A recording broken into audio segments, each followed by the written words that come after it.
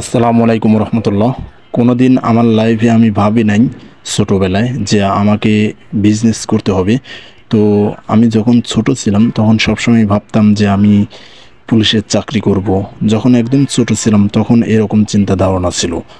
তারপরে যখন আমি আস্তে আস্তে যখন আমি একটু বোঝা শিখলাম, তখন তো পড়াশোনায় একদমই বাদ দিয়ে আমি ঘুরে বেড়াইতাম বাজে পোলাপানদের সাথে।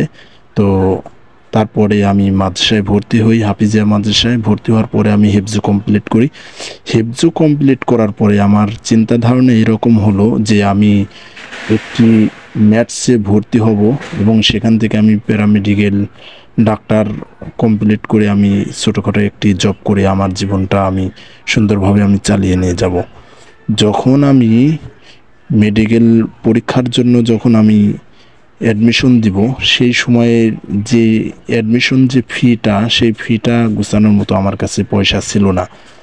পরে আমি পলিটেকনিক্যালে আমি ভর্তি হই। পলিটেকনিক্যালে ভর্তি হওয়ার পরে আমি চিন্তা করলাম যে আমি ডিপ্লোমা কমপ্লিট করে আমি একটি জব করব এবং মোটামুটি 20-25 হাজার টাকার একটি স্যালারির জব করে আমার জীবনটা আমি সুন্দরভাবে আমি কাটিয়ে দেব। তারপরে যখন আমি পলিটেকনিক্যালে আমি যখন দ্বিতীয় বৎসরে যখন চলে গেলাম, অর্থাৎ তৃতীয় পর্বে চতুর্থ পর্বে যখন আমি গেলাম, তখন আমি চিন্তা করলাম যে না, আমার চিন্তা ধারণা চেঞ্জ করতে হবে, আমাকে কিছু একটা করতে হবে, নিজের কিছু করতে হবে।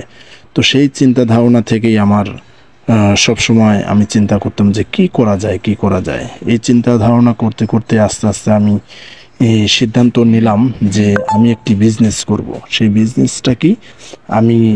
বিজনেসটা কি এটাই আমি আর খুঁজে পাই না। তারপরে আমি চিন্তা করলাম যে আমি শাড়ি লুঙ্গির বিজনেস করব। শাড়ি লুঙ্গির বিজনেস করব এবং চেষ্টা করব যে আমি বিজনেসটা যেন আমি সুন্দরভাবে আমি সাজিয়ে নিতে পারি। যখন আমি বিজনেসের কথা যখন আমার ফ্যামিলিতে আমার পরিবারের কাছে আমি বললাম, সবাই এক কথাই বলল যে না, বিজনেস করা যাবে না, তুমি পড়াশোনা করেছো, তুমি চাকরি করো। ঠিক আছে, আমি চিন্তা করলাম যে না, আমাকে বিজনেস করতে হবে। যদি ভালো কিছু করতে চাই তাহলে অবশ্যই আমাকে বিজনেস করতে হবে। তো প্রথমের দিকে আমাকে কেউ সাপোর্ট করে নাই। আমি খুব হতাশার মধ্যে ছিলাম যে কি করব কি করব। তারপরে আমি সিদ্ধান্ত নিলাম একইভাবেই যে আমাকে বিজনেস করতেই হবে। ঠিক আছে, তারপরে আমি একটি বিজনেস শুরু করি, যেটার ছবি আপনারা দেখতেছেন।